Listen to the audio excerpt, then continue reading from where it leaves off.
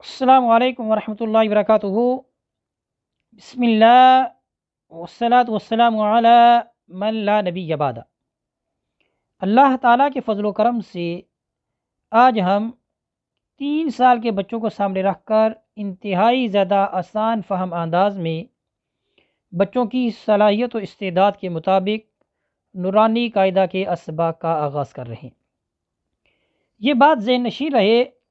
کہ خواہ ہم نورانی قاعدہ پڑھیں، مدنی قاعدہ پڑھیں، قاعدہ یسر القرآن پڑھیں،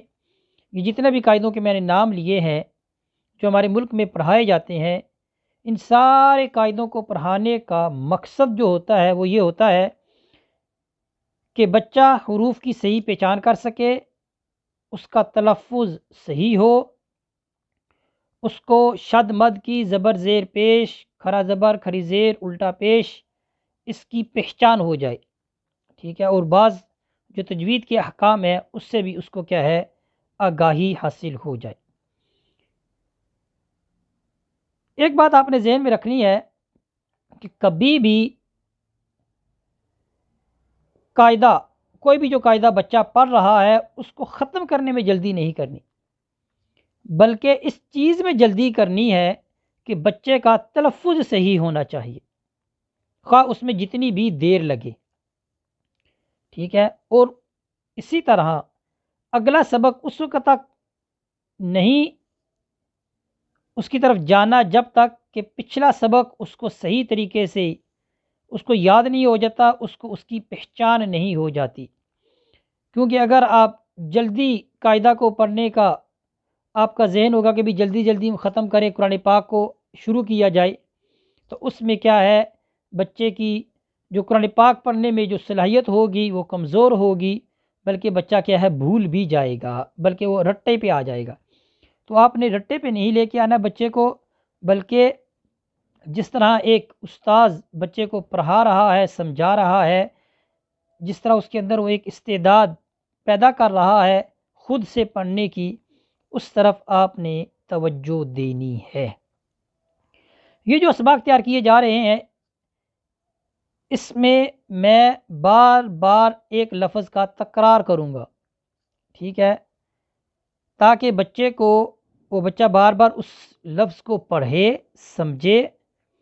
ٹھیک ہے، اور اس کو اس کی صحیح طریقے سے پہچان ہو سکے اور اس کا تلفظ بھی کیا ہے صحیح ہو۔ اس لیے میرے اسباق میں جو الفاظ کا تکرار ہوگا وہ کافی زیادہ ہوگا۔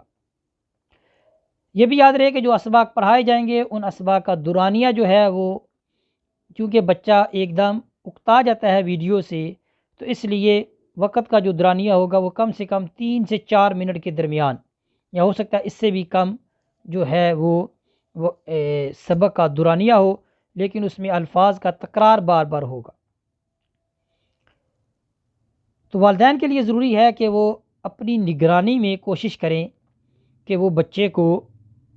کیا ہے وہ یہ ویڈیو دیکھیں، سنوائیں، اور بار بار بچے کو کہیں کہ بیٹا اس طرح پڑھنے کی کوشش کرو۔ سب سے ضروری بات میں یہ کہوں گا کہ والدین کو چاہیے کہ وہ قرآن پاک کی تعلیم کے حوالے سے جو ہے وہ کوشش کریں کہ محلہ کی جو مسجد ہے وہاں کے قاری صاحب جو ہیں ان کے پاس بھیجیں، اگر وہاں پر وہ کسی وجہ سے نہیں بھیج سکتے تو وہ اپنے گھر میں کسی قاری صاحب کا اہتمام کریں، یہ بھی نہیں کر سکتے تو آن لائن کسی قاری صاحب کا اہتمام کریں، اور اگر یہ بھی نہیں کر سکتے تو وہ ان اسباق کو جو میں پڑھا رہا ہوں یا مجھ سے پہلے بھی بہت سے لوگوں نے پڑھایا ہے ان کے اسباق کو سنیں، اور اس کے مطابق بچے کو کہیں کہ بیٹا اس طرح آپ نے پڑھنا ہے، سننا ہے۔ اور ایک اور بات کہ یہ ذہن میں رہے کہ ہر بچہ جو ہے وہ قاری صاحب بھی بن سکتا ہے اور بچی قاری صاحبہ بھی بن سکتی ہے، ان کے لیے حافظ قرآن ہونا ضروری نہیں ہے۔ اگر بچہ تجوید و قرات کو صحیح سیکھتا ہے، پڑھتا ہے، تو وہ قاری صاحب ہے، وہ قاری صاحبہ ہے، ٹھیک ہے۔ کچھ والدین کے ذہن میں یہ ہوتا ہے، یہ بچے کے ذہن میں یہ بات ڈال دی جاتی ہے کہ بھئی آپ حافظ نہیں ہو تو آپ قاری صاحب بھی نہیں بن سکتے، ایسی بات بالکل نہیں ہے۔ تو آخر میں دعا ہے کہ اللہ تعالیٰ مجھے بھی آپ کو بھی صحیح معنوں میں قرآن پاک پڑھنے کی، سمجھنے کی، اس پر عمل کرنے کی توفیق عطا فرمائے۔ انہی باتوں پر اکتفا کرتا ہوں۔ وصلی اللہ علیہ سیدنا و مولانا محمد وبارک وسلم وصلی علیہ والحمد للہ رب العالمین۔